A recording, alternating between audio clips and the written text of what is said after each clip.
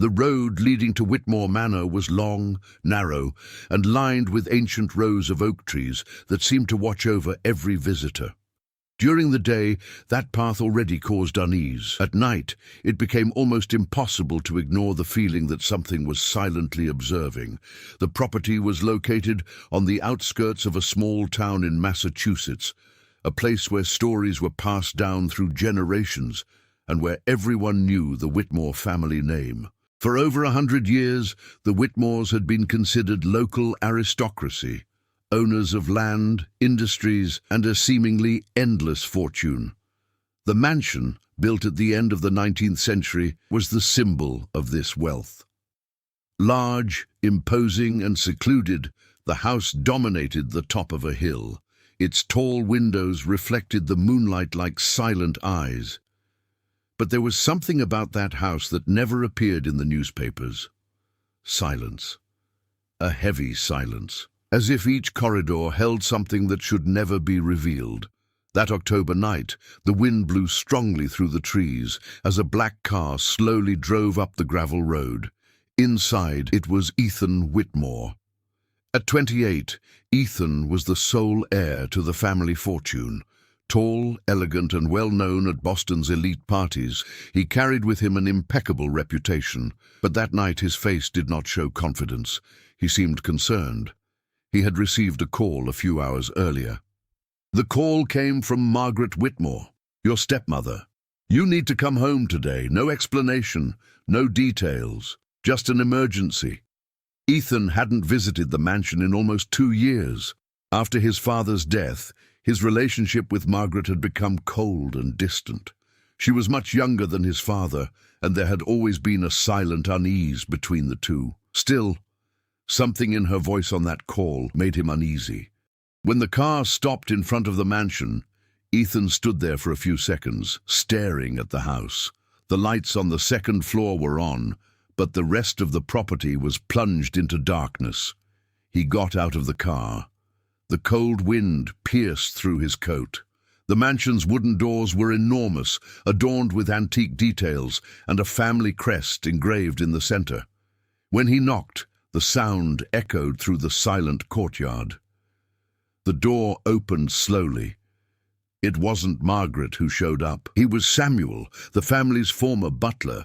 He had worked there for over 40 years. His face looked even more aged than Ethan remembered, and there was something strange in his gaze, somewhat worried. "Mr. Ethan," he said softly, "I thought you weren't coming." Ethan entered the house. The interior of the mansion looked exactly as he remembered it, and yet different. The corridors were long, the lights were dim. The walls were covered with old portraits of the Whitmore family. Serious men, elegant women, and gazes that seemed to follow their every move. The smell of old wood and dust dominated the air. "Where is Margaret?" Ethan asked. Samuel hesitated. "In your father's office." Those words created an immediate discomfort. His father's office was at the end of the main hallway. It was the only room in the house that Ethan had avoided since the funeral. Even so, he walked there. Each footstep echoed on the ancient floor. When he opened the door, he found Margaret sitting behind the dark wooden table. She was pale, much paler than she should be. His eyes looked tired, and there was something in the way she held an envelope in her hands that indicated that this night would not be simple. "Ethan," she said. He closed the door behind him. "What is happening?" Margaret stood up slowly. He walked over to him, and he handed over the envelope. "Your father left this for you." Ethan frowned. 2 years after his death. She took a deep breath. "He said you could only open it if something happened." A heavy silence fell over the office. The old clock on the wall showed 11:47 p.m. Ethan opened the envelope. Inside there was only a sheet of paper, a single sentence written by hand. When he finished reading, his face lost its color. This doesn't make sense." Margaret seemed even more tense. "I know. Who else knows about this?" She replied slowly, "Nobody." Ethan looked at the sentence again. She would only say, If you're reading this, it means the house has already started collecting what's owed to it. The wind lashed against the mansion windows. Somewhere upstairs a noise echoed. Steps. Ethan looked up. Is there anyone else here? Margaret remained silent, and that silence was the first thing that night that truly frightened Ethan, because he knew that house, and he knew how to recognize when something was wrong. And that night, something was definitely there. The noise that echoed upstairs disappeared as quickly as it had appeared. Ethan remained motionless for a few seconds, trying to determine if he had actually heard footsteps, or if it had simply been the wind shaking the ancient structures of the mansion. But he knew that house, and that sound didn't seem like wind. Margaret noticed his gaze shifting towards the ceiling. The house is old, she said, trying to sound calm. It's always noisy at night. Ethan did not respond. He grew up there. He knew exactly what the normal sounds of Whitmore Manor were, and which ones weren't.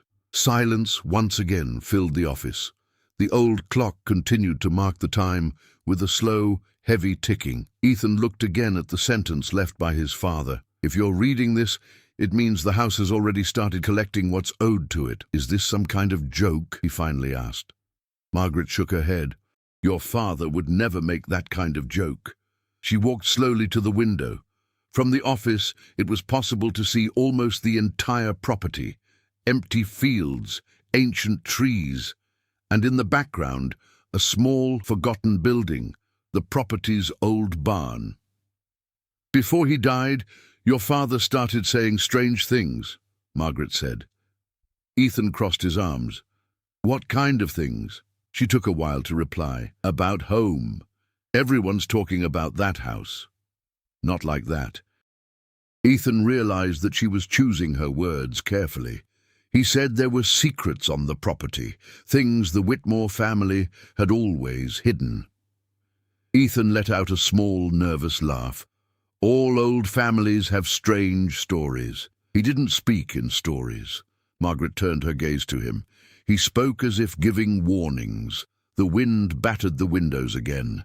Outside, the trees swayed erratically, as if the very ground itself were restless. Ethan walked over to the table and opened some old drawers. Many were empty. Others kept old papers, letters, and family documents. Did you call someone to investigate this? He asked. No. Why? Margaret answered frankly. Because your father said that no one outside the family should know. Silence returned. In that small town, the Whitmores were practically an institution. Since the late 19th century, the family had built factories, financed roads, and controlled much of the local economy. But along with the power came stories. Stories that were rarely told aloud. Long-time residents spoke of employees who had disappeared decades ago. Some mentioned violent family fights. Others spoke of strange fires that occurred on the property in the early 20th century. Nothing has ever been proven. Nothing ever made it to the newspapers. Money and influence used to solve these things. Ethan grew up hearing fragments of these stories, but he always dismissed everything as small-town exaggerations, until that night. When did you find this envelope? He asked. Today. Today? Margaret nodded. It was hidden inside a book in the office, a book that his father never let anyone touch. And why did you decide to open now? She looked directly at him. Because something happened last night. Ethan frowned. What? Margaret took a deep breath. Samuel found an open door. Which door? The door to the old basement. Ethan remained silent. He remembered that place. The mansion's basement was enormous. Part of it had been built along with the original house. Another part seemed even older, as if some structure had already existed there before the mansion. When Ethan was a child, his father forbade anyone from going down to that older section. He always said just one thing. Some parts of the house should not be touched. At the time, Ethan thought it was just a way to stop him from playing in a dangerous place. Now, the sentence sounded different. Who opened the door? Ethan asked. Margaret replied, We don't know. Did you go in there? She hesitated. Samuel went inside for a bit, but came back quickly. Why? Margaret stared at the floor for a few seconds. He said he heard someone down there. The air in the office seemed to grow heavier. That's impossible, said Ethan. I thought that too. There's no one else living here besides the two of you. Margaret nodded slowly. That's exactly what Samuel said. Ethan walked to the office door and opened it. The hallway of the mansion was completely silent. The dim lights cast long shadows on the walls. The old portraits seemed to be watching him. He looked up at the top of the stairs that led to the second floor. Nothing. Then he looked down the opposite hallway, which led to the basement. The door was at the end of that hallway, closed. But now Ethan felt something he hadn't felt in many years. Unease. Behind him, Margaret spoke in a low voice. Your father used to say that one day someone in the family would have to deal with what was left here. Ethan turned slowly. And you think it's me? Margaret responded with a disturbing calm. I think it's already started. At that very moment, a metallic clang echoed through the mansion, coming from the basement hallway, as if something heavy had been dragged across the floor. Ethan and Margaret stood completely still, because they knew one thing with absolute certainty. Neither of them was in that hallway. The metallic clang echoed down the hallway like a long scratch in the silence of the mansion. Ethan stood still for a few seconds, staring intently at the door leading to the basement. The distance between the office and that hallway seemed much greater than it actually was. Margaret didn't move either. The sound had been too clear to ignore. Something heavy had been dragged. Did you hear that? Ethan said, without taking his eyes off the hallway. Margaret nodded slowly. It came from the basement. The old clock in the office continued to mark the time at a slow, almost irritating pace. Ethan closed the envelope and placed it on the table. Let's check it out. Margaret seemed to hesitate. Perhaps it would be best to call Samuel first.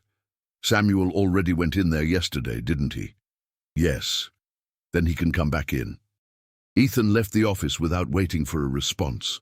The hallway seemed even darker now. The old lamps cast a dim light that created long shadows on the wooden floor.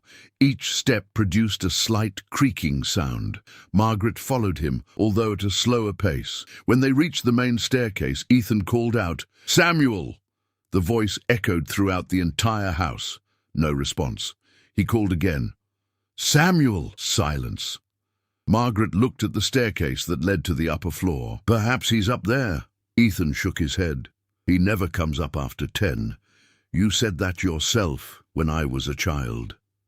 The two remained motionless for a few seconds. Then Ethan started walking down the hallway that led to the basement. The door was at the end, near the mansion's old kitchen. It was a thick, dark wooden door, reinforced with antique iron. When Ethan got closer, he noticed something strange. The door was ajar, very little, but enough to let out a cold breath that seemed to rise from the floor of the house. Margaret stopped a few steps behind him. I was sure Samuel locked that door. Ethan placed his hand on the wood. She was cold, very cold. He pushed slowly. The door opened with a long, harsh creak. The basement staircase spiraled down, illuminated only by a dim light on the ceiling. The walls were made of ancient stone. The air rising from there had a smell of damp earth and metal. Ethan stepped down the first step, then another one. The wooden staircase creaked under his weight. Margaret remained on top. Ethan, maybe it would be better to wait for Samuel. Samuel isn't here, he replied.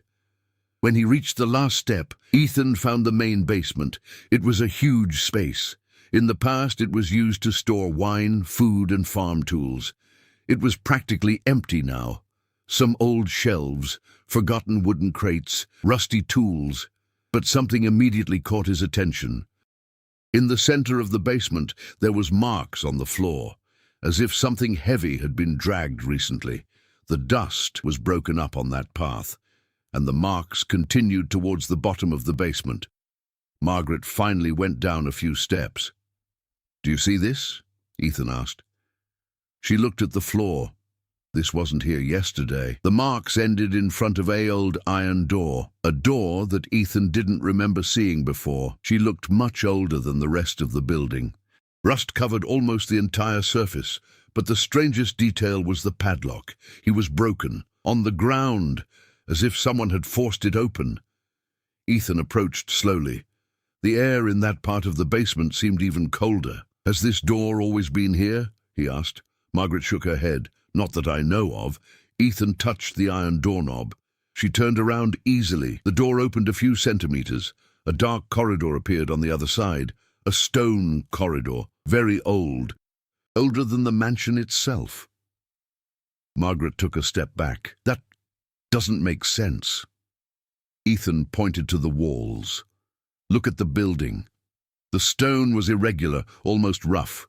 It appeared to be part of a much older structure buried beneath the property, as if the mansion had been built on top of something that already existed there.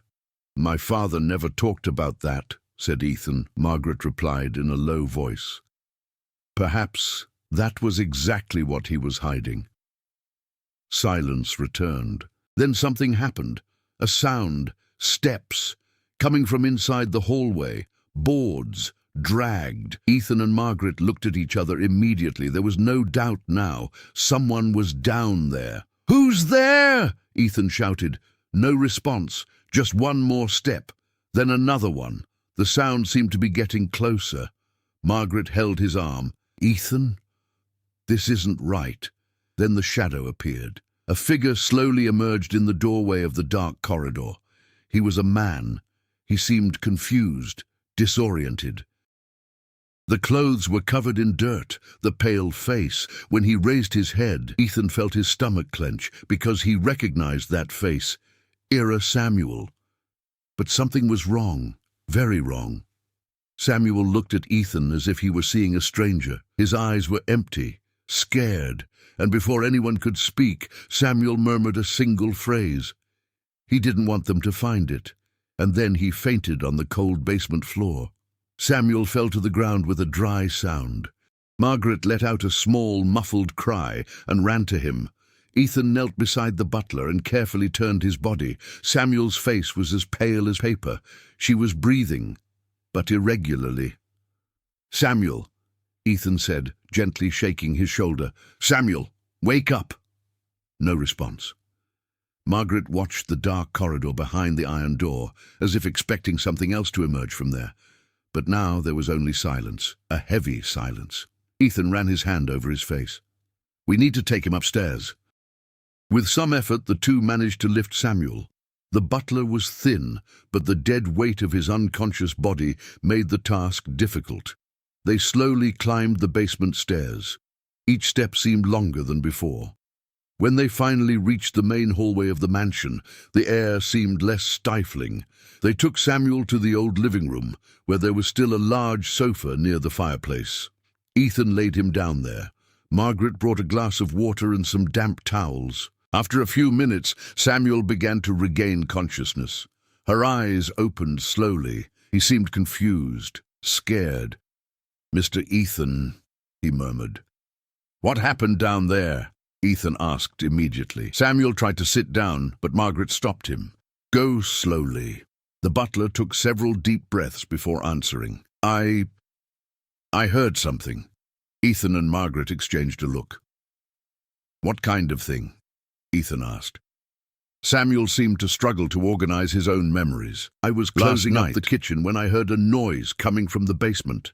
"The same thing we heard today?" Margaret asked. Samuel nodded. "It looked like someone was walking down there." Ethan crossed his arms. "So you decided to investigate?"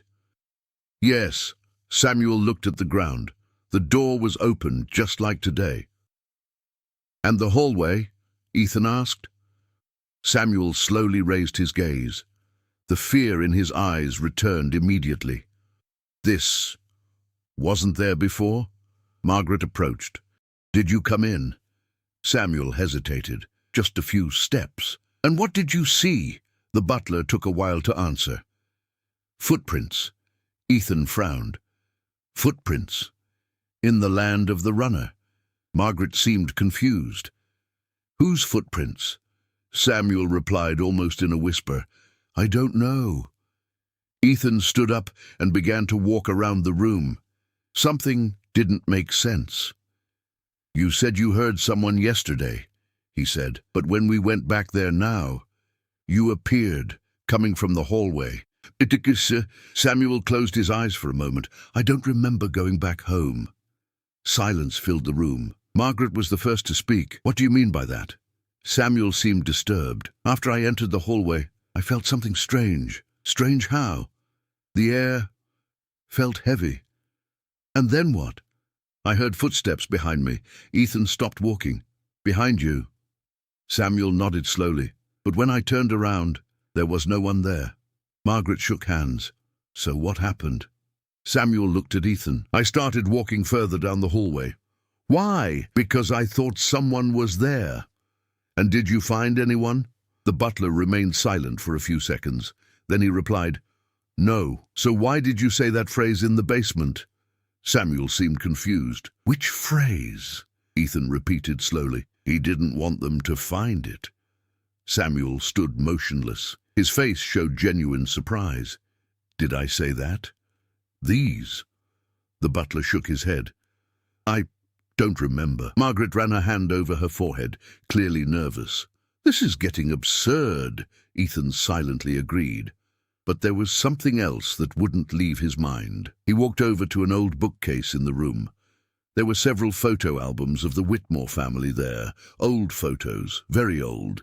He opened one of the albums, images of the mansion's construction, black and white photos of workers, architects and family members. Then a particular photo caught his attention. The image showed the property's land before the construction of the mansion, and there was something there, a small stone structure, exactly where the old basement used to be. Ethan turned the photo towards Margaret. Look at this. She approached. What is it? This was here before the mansion. Samuel looked too. His eyes widened slowly. My God. Do you know what this is? Ethan asked.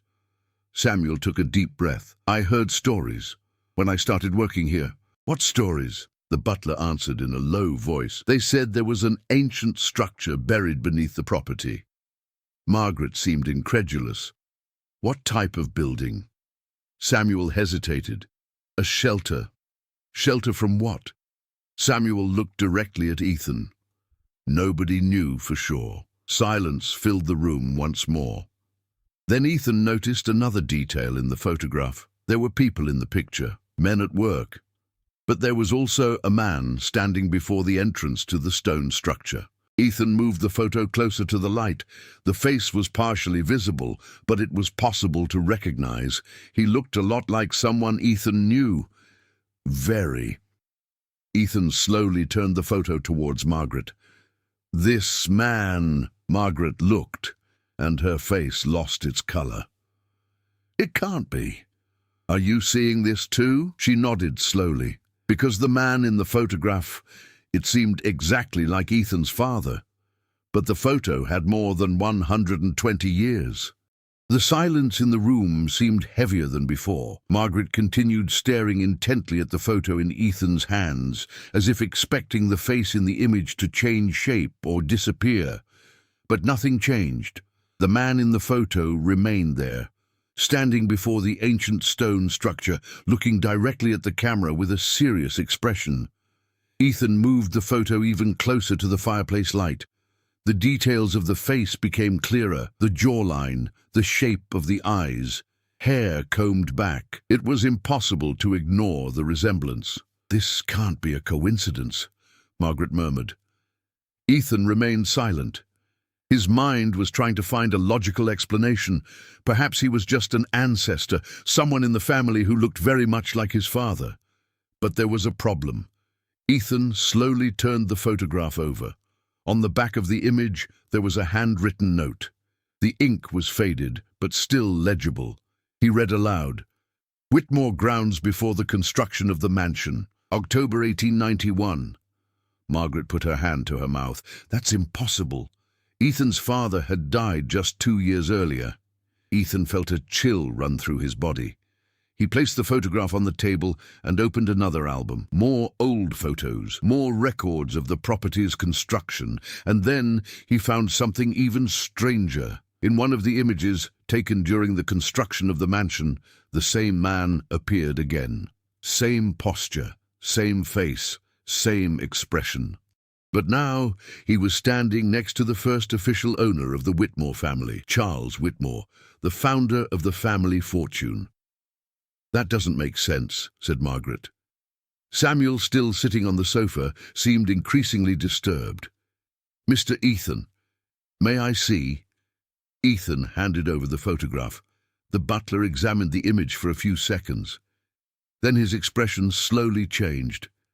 "I've seen that face before," Ethan frowned. "Where?"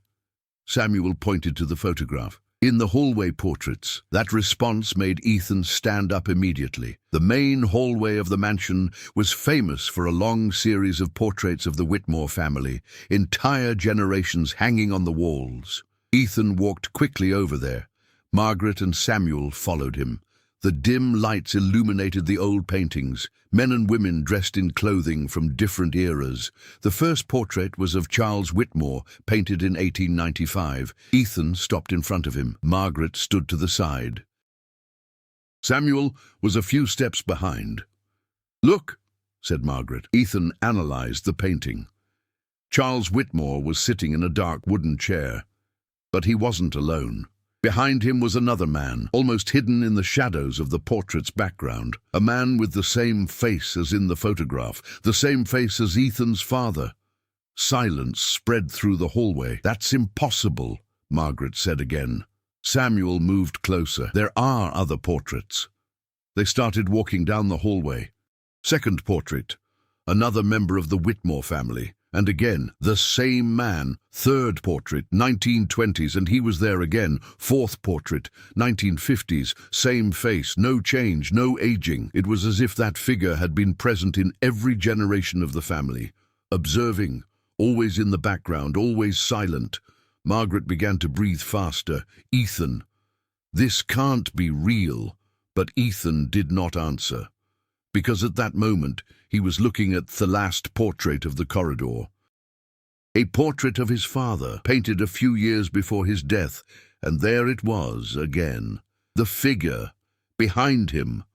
But now the face was much more visible, almost as if the painter had been instructed to clearly show who he was. Ethan approached the painting. My heart was beating faster. He noticed a detail he had never noticed before. The man in the background of the portrait wasn't looking at Ethan's father. I was looking directly at outside of the painting. As if observing whoever was standing in front of the painting, Ethan felt something strange in his stomach. "My father knew." Margaret looked at him. "Did you know what?" Ethan pointed to the portrait. "He knew that this person existed." Samuel swallowed hard. "Then why did he never say anything?" Ethan replied slowly. "Because maybe he was trying to hide it." Margaret crossed her arms nervously. "Hide from whom?" Ethan did not respond immediately. He went back to thinking about the phrase written on the envelope. "If you're reading this, it means the house has already started collecting what's owed to it." Then something finally made sense. Ethan turned to the two of them. "Perhaps this isn't about the house." "What do you mean?" Margaret asked. He responded with a disturbing calmness. "Perhaps it's about a—" Samuel frowned. "Who?" Ethan looked at the portrait again. "For the man who appeared in every generation of the family. Always the same face, always the same look." And then Ethan said something that made the air in the mansion feel even colder. Perhaps that person never really left. At that same instant, a noise echoed from the upper floor. Steps. Boards, heavy, walking directly on the ceiling of the hallway. But there was a problem. None of the three were on the second floor, and no one else should be in that house. The sound of footsteps upstairs made the three of them freeze in the hallway. This time there was no doubt. Someone was walking on the second floor of the mansion. Slow steps, firms. It's as if the person were walking slowly, knowing every part of the house perfectly.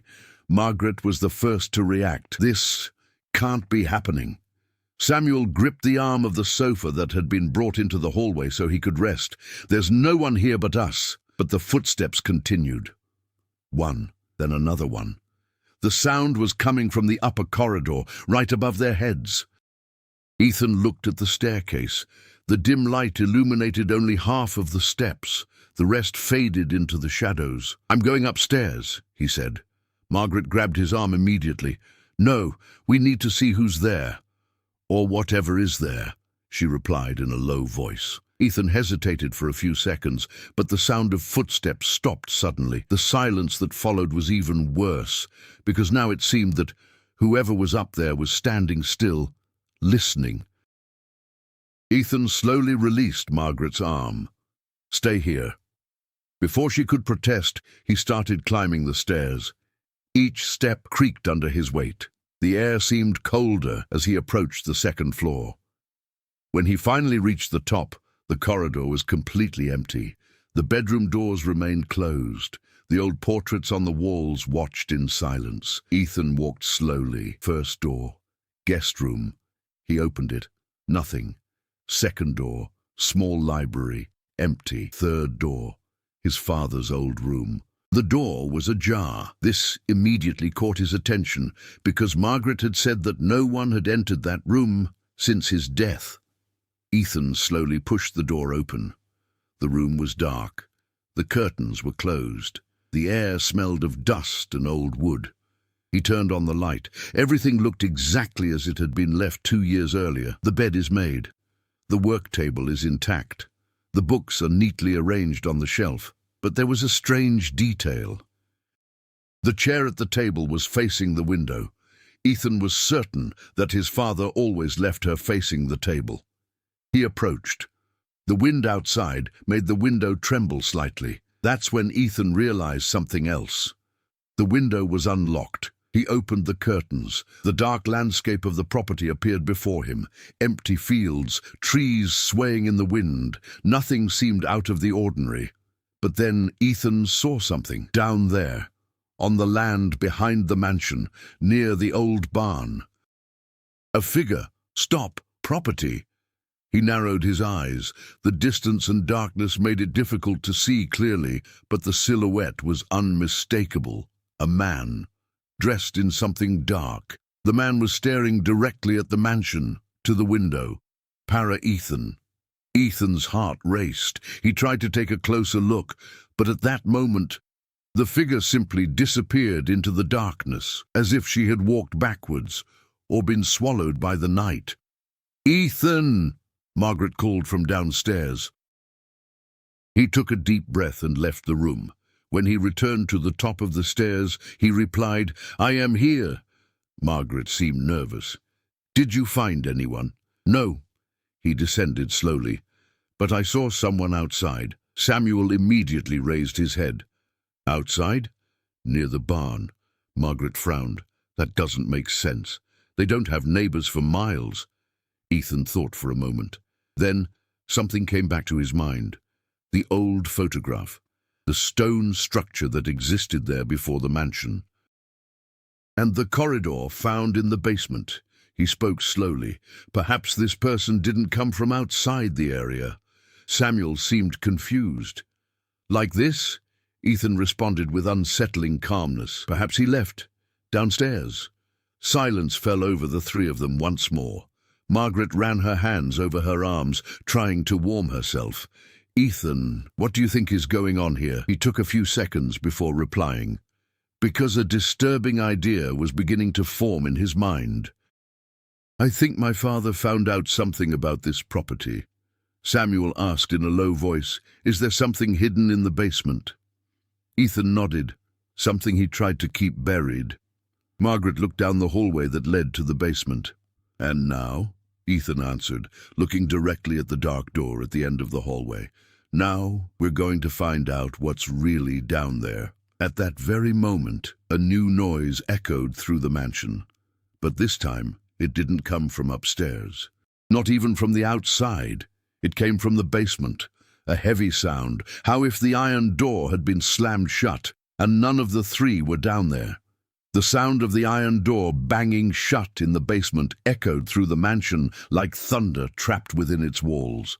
Margaret put her hand to her mouth. Samuel slowly got up from the sofa, despite his body still being weak. Ethan remained standing in the middle of the hallway. His eyes were fixed on the door leading to the basement. For a few seconds, nobody said anything, only the wind passing through the old windows of the house. Then Margaret broke the silence. "Ethan, we need to get out of here." He didn't answer immediately. His thoughts kept returning to everything that had happened in the last few hours. Envelope. The phrase left by his father. The old hallway in the basement. The figure observing from the outside. And the man who appeared in every generation of the Whitmore family. It was impossible to ignore. His father knew something, and he tried to leave a warning. Ethan finally spoke. "No." Margaret looked at him surprised. "No, we're not leaving." Samuel seemed torn between fear and curiosity. "Mr. Ethan, it might be dangerous to continue investigating this." Ethan turned slowly towards the two of them. "My father spent his entire life trying to hide something in this house." He pointed to the basement hallway, something that probably started long before him. Margaret crossed her arms nervously. "And you think you're going to solve this in one night?" Ethan replied firmly. "I think something has already started tonight that can no longer be ignored." Samuel took a deep breath. "So, sir, do you want to go back downstairs?" Ethan nodded, but this time he didn't seem to be acting on impulse. He seemed more focused, more determined. "We're not going down without getting ready." Margaret frowned. "Ready? We need bright lights, flashlights." Samuel pointed to the kitchen hallway. "There is a tool cabinet." They walked there. Inside there were old lanterns, ropes, tools, and some portable lamps used when there were power outages. Ethan grabbed 3 flashlights. He tested each one. They all worked. He also picked up an old iron bar that was leaning against the wall. Margaret watched everything with growing tension. "You're treating this like an expedition." Ethan replied, "Because that's exactly it." Samuel seemed increasingly restless. "Mr. Ethan, there's something I've never told you." Ethan looked at him. "What?" Samuel took a deep breath.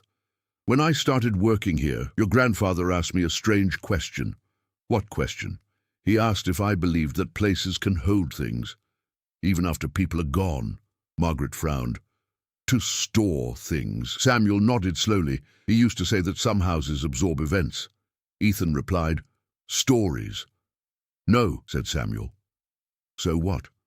The butler replied in a low voice, "Attendance." Silence returned.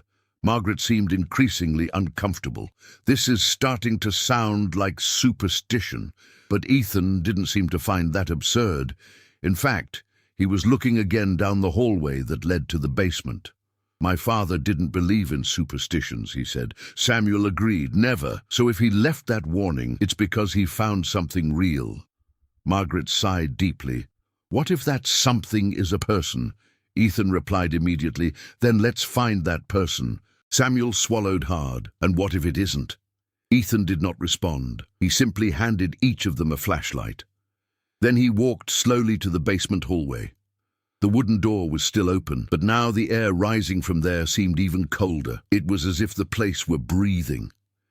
Ethan turned on his flashlight. The beam of light illuminated the first steps of the staircase. "This time," he said, "we're going all the way to the end of that corridor." Margaret took a deep breath. Samuel held the lantern with trembling hands. The 3 of them started to go down, step by step. When they reached the basement, Ethan immediately shone the light on the iron door. It was locked, but the padlock remained on the ground. "She wasn't like this before," Margaret said. Ethan gripped the doorknob. The metal was cold. He took a deep breath. Then he opened the door. The stone corridor reappeared, but this time it seemed even deeper, darker. The air emanating from there was heavy and stale. It's as if that place had been closed for decades or centuries. Ethan pointed the flashlight at the ground.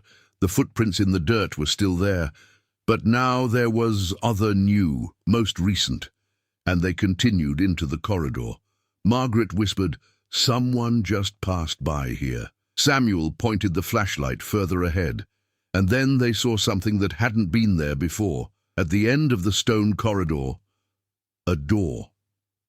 An old wooden door reinforced with iron, slightly open, and behind it all, a dim light, as if someone were inside. The dim light at the end of the corridor seemed to pulse slightly, like a flame almost going out.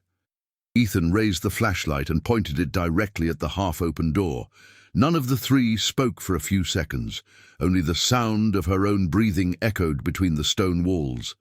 "This wasn't here before," Margaret murmured. Samuel nodded slowly. "Not even." The hallway seemed longer now that they knew someone was at the end of it, or something. Ethan took the first step. The dirt on the ground creaked beneath his shoes. Margaret and Samuel followed him, albeit hesitantly. Each meter travelled increased the feeling that they were entering a place that should never have been found. The walls were uneven. The stone looked much older than any part of the mansion. Some spots had dark marks, like stains that time had not been able to erase. Samuel shone his flashlight on one of them. "This looks like soot." Ethan moved the light closer. Perhaps there was a fire here at some point. Margaret noticed the low ceiling, or something worse. They continued advancing. The light behind the door was becoming increasingly visible. It wasn't electric. It seemed to come from an antique lamp.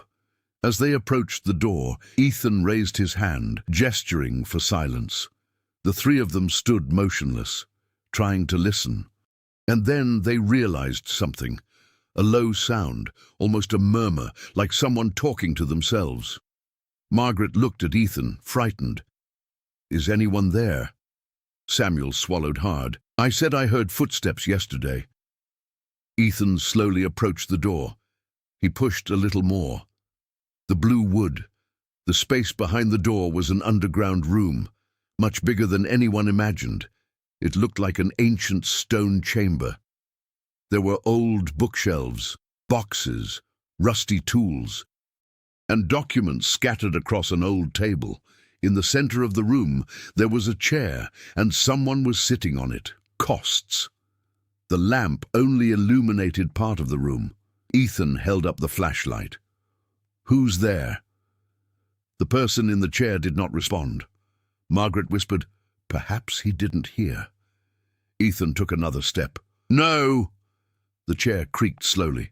The figure began to turn around. The flashlight beam hit the person's face. Margaret let out a small cry of surprise.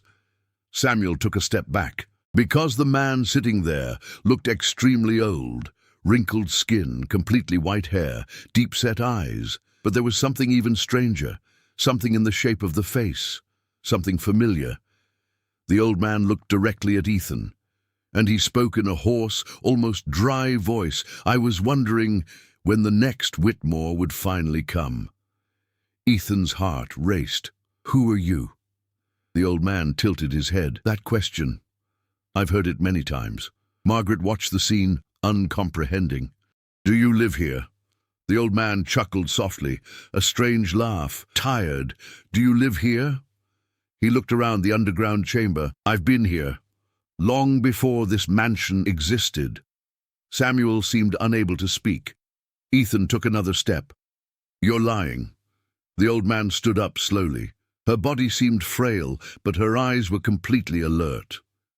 "No." He took a few steps toward the light. Now the face was completely visible. Margaret whispered, "Ethan, what it was, he looks—" Ethan finished the sentence, "with my father." The old man smiled slightly. "Yes." He looked directly at Ethan. "You all always say that." Silence once again filled the underground room. Then Ethan asked the question that had been on his mind since the beginning of that evening. "What did you do to my father?" The old man replied with unsettling calm. "I didn't do anything to him." Ethan gripped the flashlight tightly. "So where is he?" The old man took a few seconds before answering. Then he said something that took Margaret's breath away. "He's exactly where all the Whitmores end up." Samuel seemed confused. "What do you mean by that?" The old man looked at the floor of the chamber. Then he looked up at Ethan again. He discovered the truth about this place. Margaret asked in a trembling voice, "What truth?" The old man answered slowly, "The Whitmore family fortune was never truly theirs." The silence fell like a stone. Ethan felt a chill run down his spine. So whose was it? The old man took another step forward. Now I was just a few meters away from them. The light from the lamp illuminated his tired face. And then he said something that made everything that night seem even more impossible. "My." The word echoed through the underground chamber. "My." The silence that followed seemed to crush the air around them. Ethan stood still for a few seconds, trying to understand what he had just heard. Margaret was the first to react. "That's absurd!" The old man showed no irritation. He just kept staring at Ethan. "I knew you'd say that." Samuel held the lantern so tightly that his hands trembled. "Sir, who are you?" The old man took a deep breath, as if he were tired of repeating the same story over and over again. "My name has already been forgotten by almost everyone." He walked slowly across the room, running his hand over a table covered with old papers. "Long before the mansion existed, this land belonged to me." Ethan frowned. "That proves nothing." "No?" The old man picked up an old document from the table and held it up to the light of the lantern.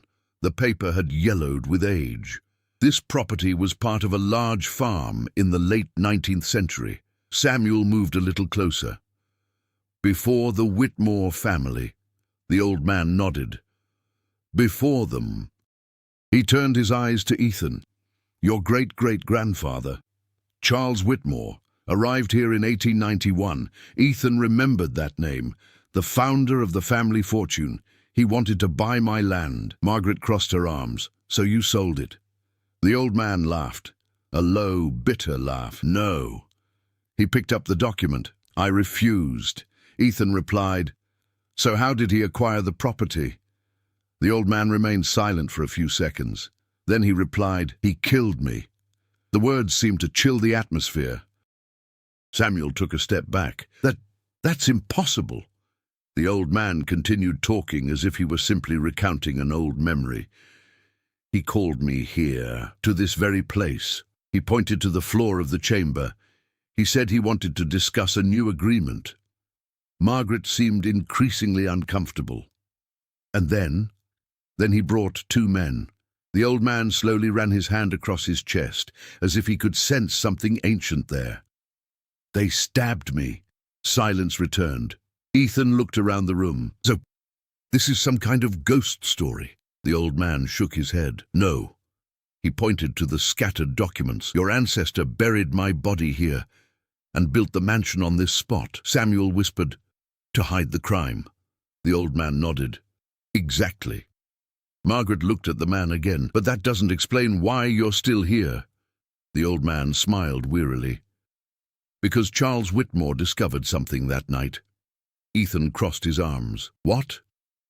"That some deaths don't end as they should." The lamp flickered slightly. The old man continued. "After he built the mansion, he started seeing me." Ethan immediately remembered the portraits. "In the paintings?" "Yes." The old man nodded. "I would appear to him." "Why?" "Because he stole everything that was mine." Silence fell again. Samuel spoke in a low voice. "So you haunt the family?" The old man answered calmly. "I am not frightening." He looked directly at Ethan. "I hope." "Wait." "What?" The old man answered without hesitation. Whitmore discover the truth. Margaret seemed annoyed now. "And then what?" The old man looked back at the ground. "Then the debt can be collected." Ethan felt a tightness in his chest. "What debt?" The old man answered slowly. "On the ground." "On the ground? Everything that was built here belongs to me." Samuel seemed increasingly nervous. "Do you want money?" The old man laughed again. Money? He pointed to the mansion above them. I want what was stolen. Ethan replied firmly, You can't just show up after a century and demand that. The old man took another step forward. No, he looked directly into Ethan's eyes. But you can return it. Margaret interrupted. How? The old man replied. Destroying the mansion. Silence fell immediately. Samuel's eyes widened. Destroy the mansion. The old man nodded. When this house falls, the earth will once again be just earth. Ethan seemed conflicted. Do you want me to destroy everything my family has built? The old man replied. Everything was built upon a crime. Margaret shook her head. This is crazy. But Ethan remained silent, because now everything made sense. Your father's warning. Envelope. The sentence. The house started demanding what is rightfully hers. He looked at the old man again. My father found out about this. Yes, and that's why he died. The old man replied calmly, Your father didn't die. Ethan froze. What? The old man pointed to a stone door at the back of the chamber, a door that Ethan hadn't noticed yet. He's in there.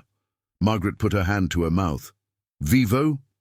The old man answered with just one word. Waiting. Ethan walked slowly to the door. His heart was pounding. He gripped the iron doorknob, he took a deep breath, and it opened. What was on the other side? I would change everything. The stone door opened slowly with a low creak, as if it hadn't been moved for many years. The beam of light from Ethan's flashlight pierced the darkness of the small room behind her. For a few seconds, nobody said anything. Ethan took a step inside. The room was smaller than the main chamber. The walls were of rough stone, covered with old marks of dampness. There was a simple table, a chair, and a makeshift bed made of old blankets. But what really made Ethan stop was the figure sitting on the bed, a man, skinny, with grey hair, wearing simple clothes.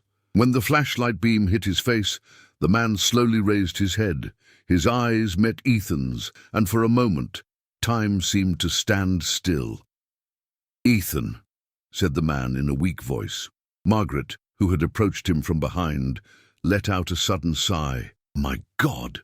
Samuel almost dropped the flashlight, because the man sitting there was Richard Whitmore. Oh, Pi de Ethan, vivo. Ethan stood completely still. Okay. Richard tried to stand up, but his body felt weak. Ethan ran up to him and grabbed him. How is that possible? Richard took a deep breath before answering. I knew you would come someday. Margaret seemed completely lost. You died. Richard shook his head. No. So what happened? He glanced quickly at the door of the chamber where the old man still was. I discovered the truth about this property. Ethan already knew the rest. About the man who was killed here. Richard nodded. When I started investigating the family documents, I realized something was wrong. He pointed to the main camera. That's when I found this passage, Samuel asked, still incredulous. And what about the man outside? Richard remained silent for a few seconds. He's always been here. Margaret shook her head. That doesn't make sense, Richard replied. I thought the same thing at first. Ethan asked, So why did you stay here? Richard replied calmly. Because I needed to understand. Understand what? Whether what I was seeing was real or just the fault of our family. Silence returned. Then Ethan asked the most important question. Is he real? Richard replied slowly, Yes. Margaret seemed unable to accept it. That's impossible. Richard continued, I talked to him for months. Samuel seemed shocked. Months? Richard nodded. He never imprisoned me here. I stayed of my own free will. Ethan frowned. Why? Richard replied, Because he was right. Margaret spoke immediately. About what? Richard looked directly at Ethan. Everything our family has built began with a murder. Those words hung in the air, heavy, real. Ethan helped his father to his feet. Then let's get out of here. Richard took a deep breath. It's not that simple. Why? Richard pointed upwards. Because as long as the mansion exists, the debt will remain. Margaret crossed her arms. "Do you believe this story?" Richard replied calmly. "I lived here for 2 years." He looked down the stone corridor. "I've seen things that can't be explained." Samuel asked in a low voice, "So what should we do?" Richard answered without hesitation, "Destroy the mansion." Silence fell again. Ethan looked around the camera, then into the hallway, then up to the roof, where the enormous house, built by generations of the Whitmore family, once stood. Your family's inheritance, wealth, the story, all. He took a deep breath. Then he made a decision. "Let's do it." Margaret seemed shocked. "Ethan, are you serious?" he answered firmly. "This house was built on the site of a crime." Richard placed his hand on his son's shoulder. "So let's finish what we started here." Hours later, still before dawn, the four left the mansion. Samuel had found old fuel canisters in the barn. Ethan spread the liquid throughout the interior structures of the house, down the hallways, up the main staircase, through the library, through the office, throughout the entire family history. When everything was ready, they walked away to the main gate of the property. Ethan was holding a match. The morning wind was blowing cold. He looked one last time at the Whitmore mansion. Then he lit the match, and he threw it. The fire started small, but it quickly spread through the old wooden walls. Within minutes, enormous flames consumed the entire house. The windows were exploding. The roof was starting to give way. Margaret watched in silence. Samuel, too. Richard just stared at the fire. It was as if he were witnessing the end of a burden he had carried for years. As the sun began to rise on the horizon, Whitmore Manor was now just a burning wooden and stone skeleton. And for the first time in over a century, the property was silent. Weeks later, the land where Whitmore Mansion once stood was empty. The entire town was buzzing about the fire that destroyed one of the oldest properties in the area. Local newspapers reported an electrical accident. Others mentioned the age of the structure. No one investigated thoroughly. The ruins have been removed. The land was exposed again for the first time in over 100 years. Ethan returned to the place on a quiet afternoon. The wind swept across the open field, where once there had been corridors, portraits, and buried secrets. In the center of the plot, there was only dark earth. No stones, no entrance to the old corridor. Nothing, as if that place had finally been shut down. Ethan stood there for a few minutes, watching the horizon. As he turned to leave, something caught his attention. On the ground, near where the old cellar used to be, there was a recent footprint in the damp earth. But Ethan knew one thing with absolute certainty. He was the only person there at that moment. Stories like this remind us that some places hold more than just walls and memories. Sometimes the past leaves marks that span generations. Buried secrets, decisions made long ago, and truths that remain hidden until someone finally has the courage to confront them. Whitmore Manor has disappeared, but the question remains, did all the secrets of that land truly disappear with the fire? Or do some still remain, waiting to be discovered? Now we want to know your opinion. Do you believe that Ethan truly liberated that land, or that some stories never truly end? Tell us in the comments what you would do if you were in his place. And if you enjoy mystery stories like this, don't forget to subscribe to the channel and share, because there are always new secrets waiting to be revealed.